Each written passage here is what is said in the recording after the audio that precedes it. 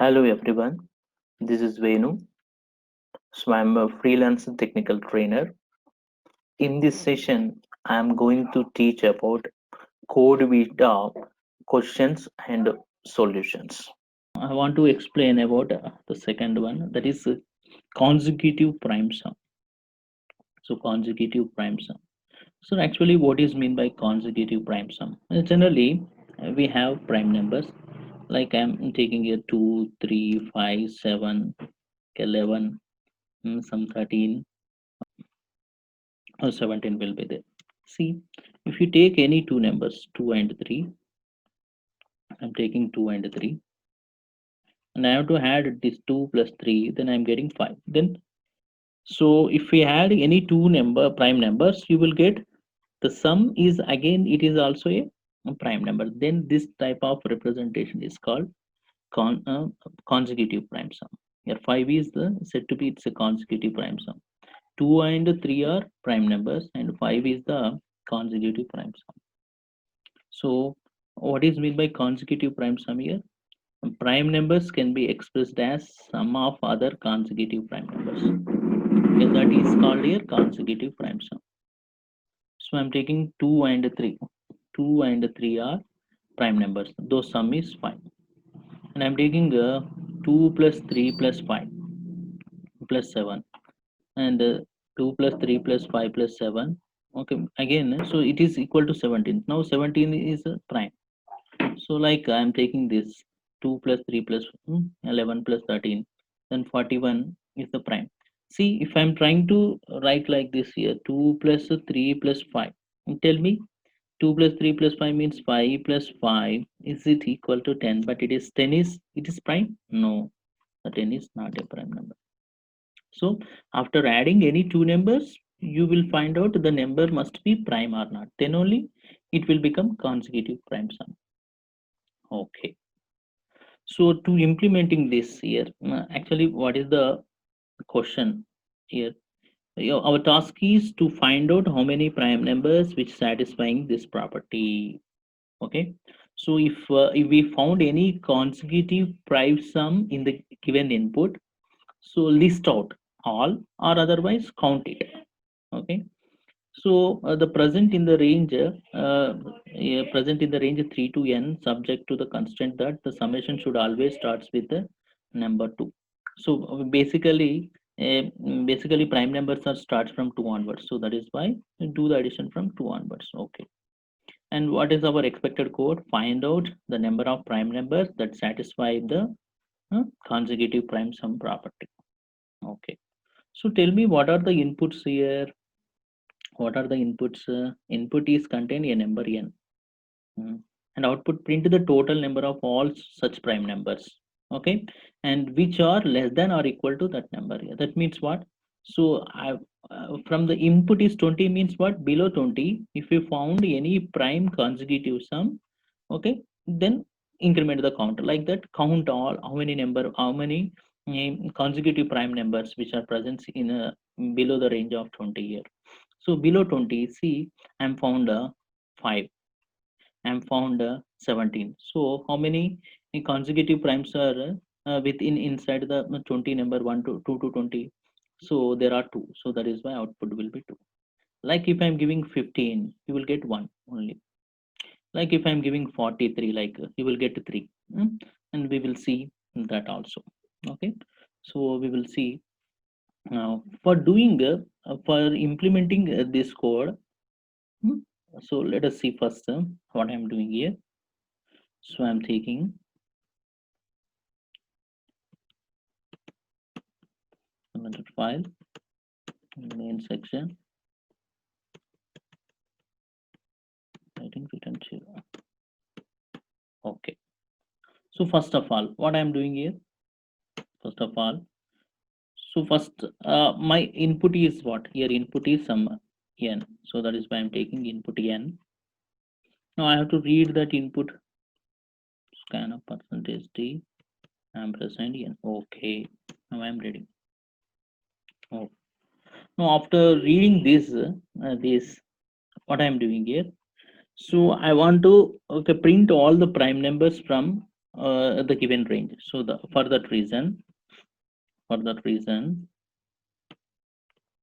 so I'm taking some index I for loop. So I is some 0 from index. Okay, first of all, my intention is that I have to print okay 2 to some prime number. So that is why I'm taking from 2 onwards. Basically, the least prime number is what 2. So that is why I'm taking here I is 2 and I less than or equal to n and I plus plus. Okay, and after then immediately. So if it is prime, so I'm taking one array, dynamic. It is global array. Global array means this array will be available to all the function. That is why I'm declaring it globally. Okay. And now I'm taking one more variable called k equal to 0. K equal to 0. So what I'm doing here, if your input is suppose I'm taking a function is prime, so is prime, its task is to find if we pass one argument to that function, and if it is prime, okay, if it is prime I have to store that prime number into the array. That is our aim. So that is why what is the value I have to pass? I.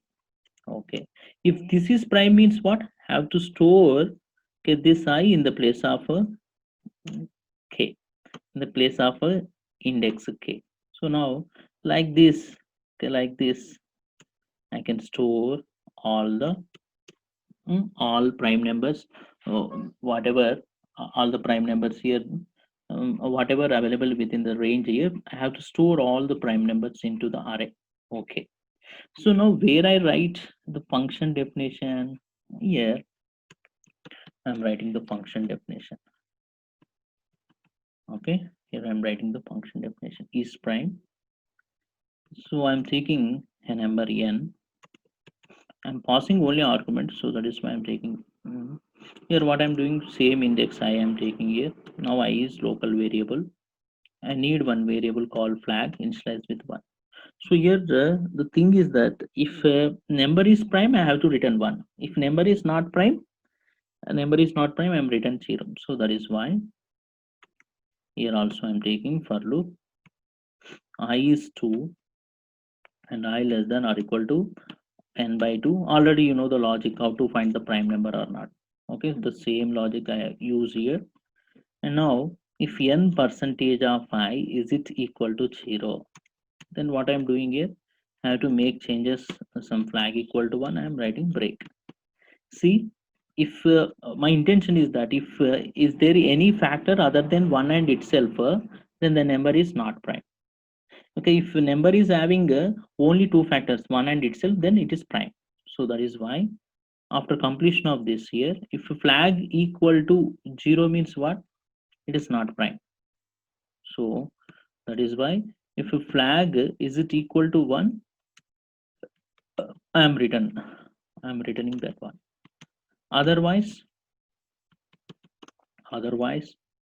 I'm return 0. That's all. Okay, this is my aim. Let us verify this function is working properly or not.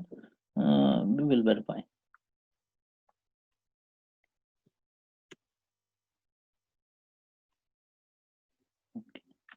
So I'm storing all the values here, all the values inside the array, and after completion of this I want to print some I equal to 0 and I less than k and I plus plus. So printf percentage d some space some e of k, e of I, not k. So let us verify if it is. So I'm giving 20. So 2, 3, 5, 7, 11, 13, 17, 19 are my prime numbers. Okay, prime numbers. Okay. Once after getting all these prime numbers, see, I want to find out here if is there any number which is equal to the sum of its preceding prime numbers. So I want to verify that. So for that reason, I'm taking one more function here. I'm taking one more function called find, and Here in this case also I have to pass just number only. I'm passing only number. See. Okay. So my intention is that I have to pass this a of 0 value, and whether this a of 0 is the it is the sum of its preceding prime number or not. So that is why I'm taking here I'm taking a find function. So with the help of this find, so first of all I'm declaring here one index I. Okay, and now I'm taking some s is nothing but our sum, I'm assuming. So my intention is that I have to fetch here, I have to okay find out if is there any number which is whose sum is its preceding prime number, then have to return those numbers. Okay, I have to return those. So that is why what I'm doing here, I equal to 0. Sir, in the previous case you have taken I equal to 2, but in this scenario you why you are taking I equal to 0 means what? So I have to test whatever the numbers which are present in the array a of k, those are okay, those number is sum of its preceding number or not. So that is why I'm taking here index 0. So I have to verify, we have to verify, is it 2 is primitive, consecutive, it is 3, it is 5. So like that for checking those all these values means compulsory we are required this. Okay, next I less than n and I plus plus. Okay, once if it is okay, suppose so initially sum is 0, and if I have found any, I want to get the sum of first number. So that is why the sum equal to sum of first number is this. Immediately after getting my sum here, I have to compare whatever the value I'm passing here n. If your sum is it equal, then what I'm doing here, I'm written 1. That's all. Okay, if suppose this is failure, if it is fail means finally I have to return 0. That's all. So now the thing is that if we found any consecutive sum, I should return that. Return means what? We should return 1 means we found. Okay. So that is the scenario. That is the functionality of this find here. So why we have to find out is there any number which is the sum of its preceding prime number. So for that reason I am taking. If it is consecutive sum, it return 1. Otherwise it return 0. Okay. And then finally, what we have to do here? Finally, what we have to do in the place of I equal to 2. Okay. So see here. Hmm, what is our intention here? What is our intention? Now after this here, after this first time passing I is 2. Okay, and I have to take so already you know the 0 the index 2 3 first two numbers are index at 0 and index at 1. Already you know those are not consecutive sum here. So 2 is not 3, so from 5 onwards you will get. So that is why, so directly I am taking here I will be start from 2 onwards. Otherwise we can so we have to verify here, we have to verify on index 2 onwards, not index from 0 onwards. So that is why I'm taking I equal to 2 and I less than k. Okay, now after this hmm, after this, so what is the condition I'm writing? If you find of a of I and okay, and it must be what if find of a of I means I'm passing some a of 2. If it is consecutive prime, you will get return 1. Okay, but it should be again prime. So that is why I have to verify one more time. So whatever the sum we are getting, that is prime or not. Okay, now then if it is true, what I am doing, I want to first of all I want to print that numbers. Okay, that is why I'm writing here a of I. Okay, yeah, fine. So now let us verify the code. If I'm giving 20, and then what I'm getting here 5 and 17. Yes, correct. Now inside 20 here there are two consecutive prime. And now if I'm giving suppose 43, so now 43, 5, 17, 41. If you observe 41, 41 is also consecutive prime. That's all. If I'm giving 15, so if I'm giving 15, for 15, what is the value here? For 15, you will get 5. 2 plus 3, 5. Yes. So now, but this is not our expected one. What is our expected one? We have to find the count. We need to find the count. So that is why. So that is why I'm taking an extra variable c initialized with 0 and increment this count. That's all. So finally, we can print that count.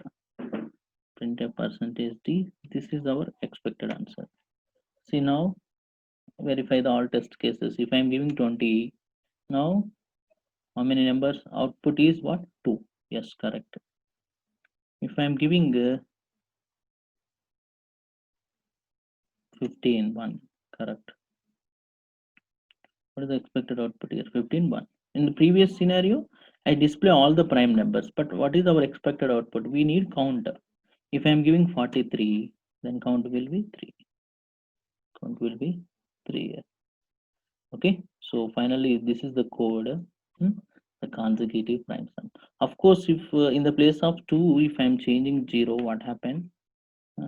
Is prime of a of 0. Anyway, it will take some iterations. Okay, 20. No, no, no, no.